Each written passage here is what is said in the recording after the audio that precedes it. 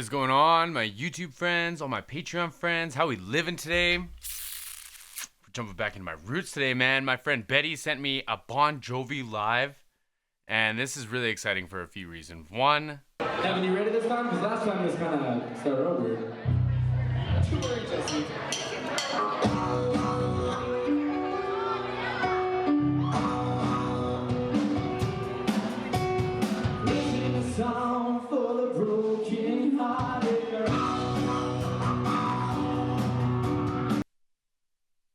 and the other man is Bon Jovi. Like, come on. Like, 2012, this was like I know Bon Jovi was huge in like the 80s, but like, when wasn't Bon Jovi huge? I don't know if he's got much going on right now, but like, dude's been successful for a long time. I think he's one of the only artists to perform on like every continent on the earth or something. He performed for a bunch of scientists in like Antarctica or something. I can't remember. My fondest memories of Bon Jovi though are walking into the guitar store in town and them playing one of their DVDs and it just being one of the most amazing sounding recordings I think I've ever heard. So I'm really looking forward to this. My friends, Betty, I appreciate the request. I appreciate you thinking about me on something like this. My friends, if this is your first time checking me out, I do have a background in live production. I was an audio technician for a long time. I was a stage manager for a long time. This is going to be a lot of fun. This is my first video back from being sick for 2 days. Hopefully I can keep this energy up. Let's do this. I'm feeling good. Living on a Prayer, 2012. We've got to hold on.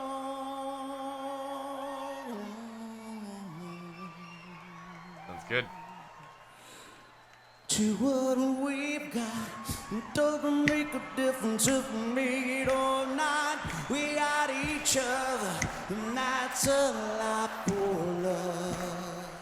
We'll give it a shot. Say, oh, listen to this crowd.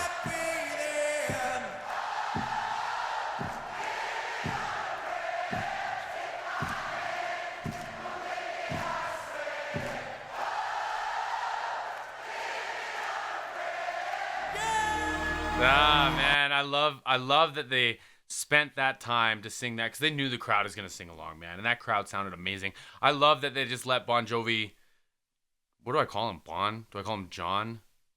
Jovi? Bon Jovi? Him in this example. I love that, like, he just took that time to sing that and just have a moment with the crowd, man. And this, like, it's not even I mean, my eyes could be deceiving me. It's not even the hugest of hugest crowds, but how incredible would that feel?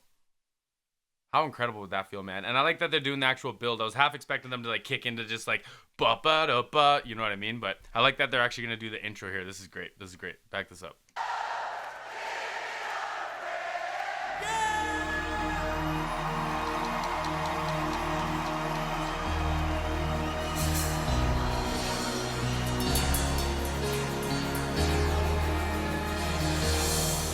Come on, Richie.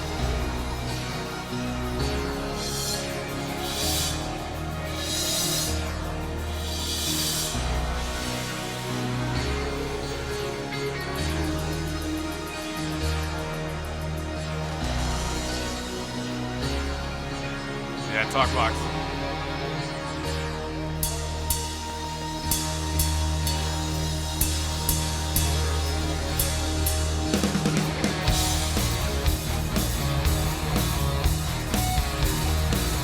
That was gonna be a talk box. Okay, I thought it was gonna be a talk box. Maybe I'm misremembering. The Les Paul sounds fantastic. I didn't know what he played in this. I don't think I've ever actually watched a live of this. I've seen like I said, like the video in the guitar shop, and when you peek over it, it's Bon Jovi or whatever, right? But I didn't actually know what he was playing. And it sounds great. He had it on the bridge, the neck pickup. Sorry, it's like bluesy sounding. It looked like he had it turned down a little bit too, just for like that kind of ad-libbing in the intro there.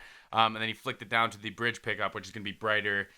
When he's doing those like low stuff, it's just gonna help those cut because you have more kind of high presence in your frequencies. So when you're playing the pick and you're doing those like pinch squeals and stuff, they'll stand out a little more. It's like almost a little higher gain than the neck pickup. The neck pickup's real bluesy and kind of leady, especially for like the high, thinner strings and stuff. But when you're playing riffs that are lower, you gotta play it how he's playing it. I love seeing that. The Freeman amp.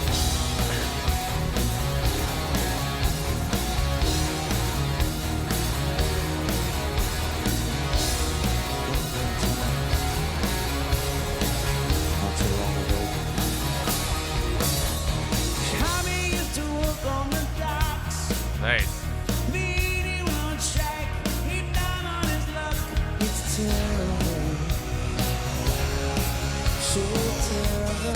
There's that talk box. Come on, man. John Bon Jovi sounds fantastic. He sounds fantastic. I thought he was gonna come in here wailing. That he's gonna come in here like full voice, but this mixed almost head voice, kind of down to his chest and very low dynamic. I love it, man. It sounds great. And Richie Sambora coming in with that talk box sounded fantastic. I'm glad he held on to that for a moment.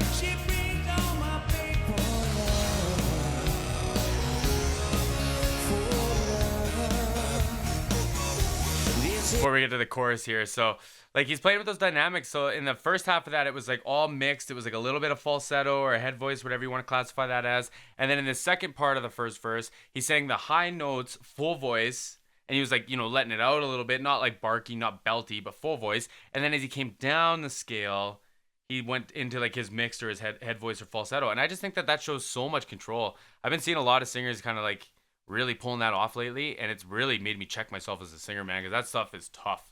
That stuff for me is tough, at least. I'll speak for myself. To this chorus, come on now.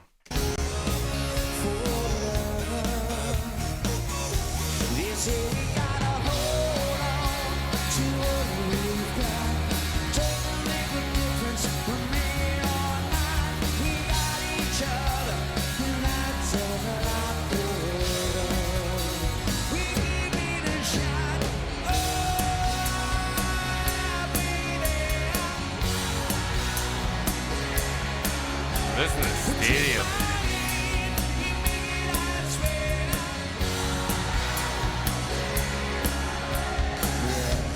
Man, he sounds great. He sang all the parts he had to sing, the high part. Like, I wouldn't want to sing that either. There used to be a joke in the industry that you wouldn't wish upon your worst enemy singing this song, man, because like this is different, man. This is different. But listen to like how he approaches like the enunciation, the embouchure of his mouth and everything. I think it was in the I think he kind of really opened it up there. Let's hear this. So you can see it in his mouth, right? And you hear it as it pans away. But it's like watch his mouth placement, man. It looks so rehearsed. It looks so practiced.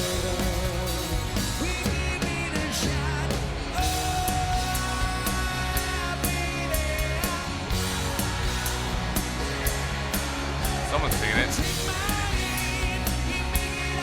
See, like that part there, I'm kind of sick, bear with me. Take my hand. Like it's as a singer, man, it feels good. It's easier. Like it still gets the point across, but like it shows how confident, how comfortable he is. Because I mean, like Bon Jovi, he's not young anymore, man. Like it is what it is. And but he sounds great. And he shows that he's showing that he knows his voice. I think that's what I'm trying to get at here. And I like that, man. I like that a lot.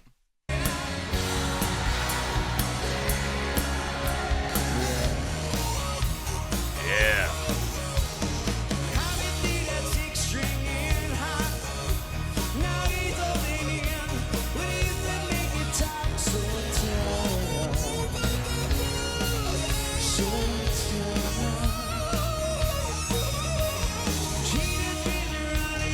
That's a minor pentatonic scale, my friends. I don't know what key the song's in. He's playing it in E minor there, but like, it's great, man. It's not a ton of notes. It's not a ton of notes.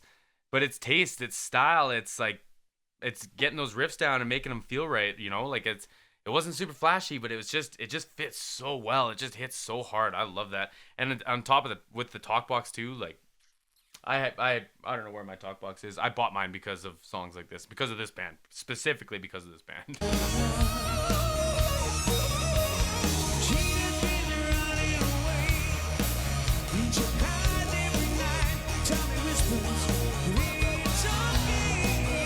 Nice.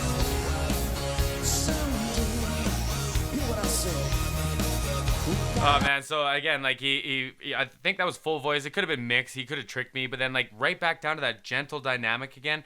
And I always think that adrenaline alone would make that challenging, let alone like controlling the dynamic that way. But like, listen to this stadium sing along with you, man. Listen to the band Bon Jovi hires. I think it's been the same band forever, but there's all kinds of stories on that. But like, it's just that alone, man. Dude's like a pro. He doesn't need my affirmations. Y'all don't need my affirmations, but it's so cool how he's a pro, or how pro he is, I guess. This is a quick release stand. You see these at lots of festivals. Wow.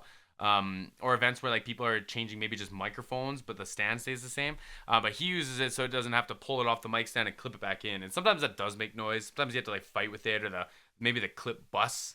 If you perform enough with the same one, the actual clip breaks, and now you gotta like fumble around for one or wait for someone to bring you one. So the quick release thing is neat, and I like the white mic stand too. They're really hard to find. I've actually never found one myself. Probably online, but like in my own time shopping, I've never found one. But anyway, that's what he's up to. Let's hear this again.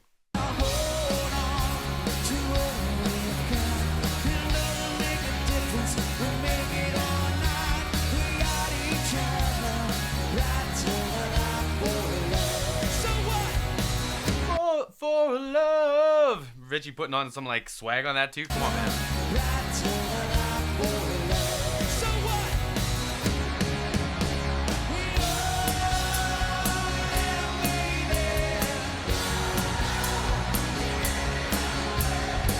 high. So high.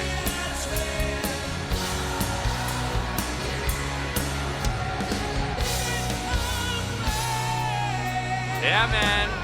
Man, he owned up to that note too. He had that microphone in his face for that, man. He wasn't shying away, wasn't hiding from it or anything, man. Come on now. Give me this guitar solo. It's so high. Living on a prayer. Like, come on, man. The guy's huge note, man. Good for him.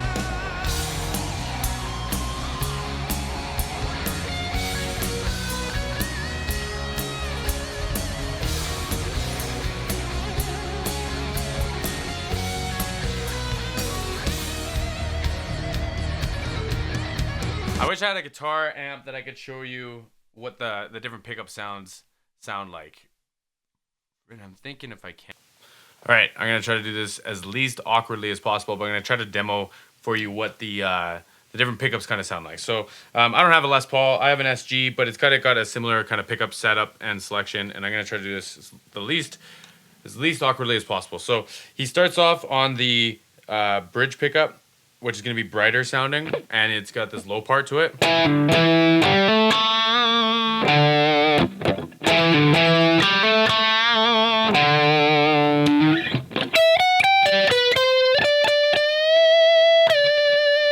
So he flips up, but before he goes up to like the 12th fret, the E minor position here, right? So if you left that down the whole time, it would sound like this.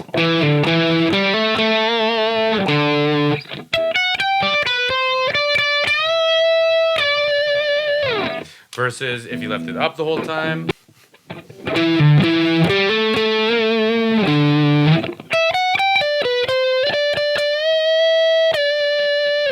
So the bottom part gets a little clouded and muddy, but the top part's nice and clear. So that's why he switches it halfway through. So the bottom part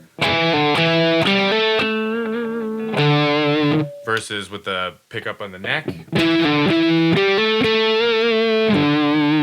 Right? And then if we do the bridge pickup, the bright part on the high part, it's a little shrill. Whereas if we go to the neck pickup, like Richie Sambora does, it's a little bit less shrill, a little bit more full, right? So the combination of the two.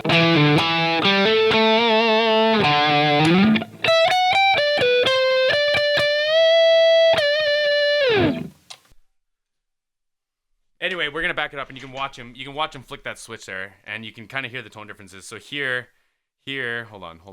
Here you can see he's got the pickup down. So this is on the bridge part, so it'll gonna be bright, and it's gonna help with these low notes. And then when he plays the last one before he goes up to the E minor position, or the E position, we'll call it the 12th position, he flips up to the bridge, or sorry, the neck pickup, and it's gonna be bluesier. It's gonna be darker sounding. Check this out.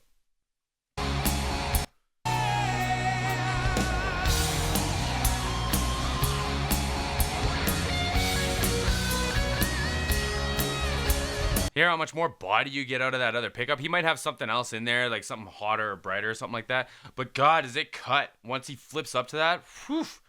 Whew. See,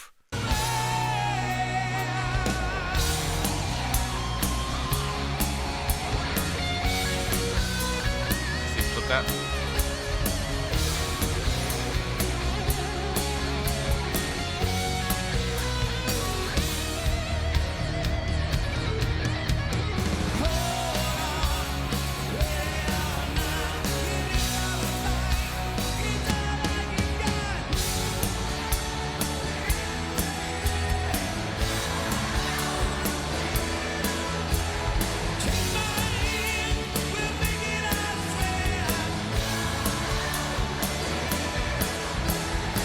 My goodness, that's high. Oh, man. Even this crowd singing their hearts out, like, it's so high. I think the keyboard player and maybe the other guitar player, maybe Richie Sambora are playing, or are singing those parts too. But, like, wow, man, I can't believe he did that to himself right in this. Oh.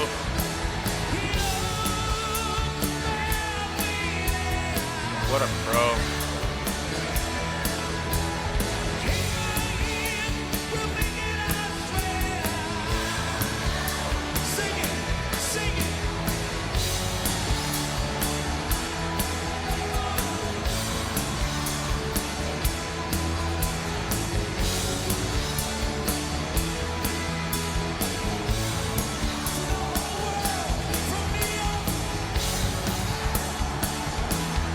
Come on, kick drum.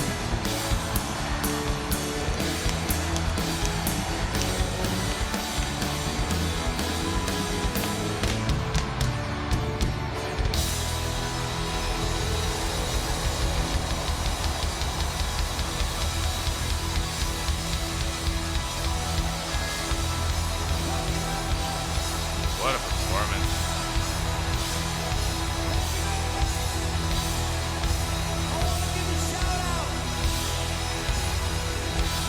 To the governor of New York, Mr. Andrew Cuomo, my friend, thank you for everything you do. And to my other friend who I saw on the TV, the governor of the great state of New Jersey, Chris Christie, thank you for everything you do. Governor and governor, from my heart, thank you. Good night. That was the last song too? Wow. Great performance, man. Dude, like just sat there and proved that he's been a pro and he's been in that seat rightfully so for a long time, man. Like, and like I said, I wouldn't wish my worst enemy to have to sing that song in front of anybody, let alone a stadium full of people. And like, dude killed it, man. Dude killed it. This was what, like 11 years ago? Maybe not even. Great performance. His band was fantastic. I think it's been at least very similar to the original band for a long time. I'm pretty sure Bon Jovi hires them as musicians, and then that way it's still like the Bon Jovi name and like the project and everything. I think I could be talking out of my butt a little bit. But the drums sounded fantastic. The kick drum was pitched higher than I thought it was going to be. The bass was definitely well below the kick drum when it came to like fighting for frequencies and stuff. I thought the bass sounded way below the kick drum. The kick drum had a nice resonance to it, and it sounded great with the rest of that Pearl drum kit. Very short, very like stocky sounding Pearl drum kit, just like we love in rock and roll. The keyboards had a lot of weight to them. I don't know what they were using for a piano sound, but some of them sounded real weighty. I really like that. And Bon Jovi, man, I don't know.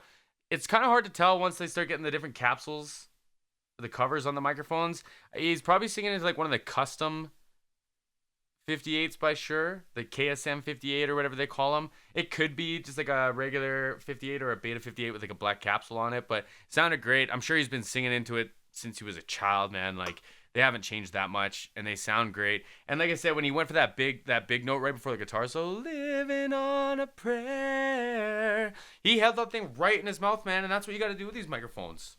And obviously he knows that, but it makes for an easy excuse when you're going for a big note and you like turn away a little bit and you just can't quite hear it. It looks like you're still there, and maybe you can hear it enough, but it's kind of like escaping or running away from it a little bit.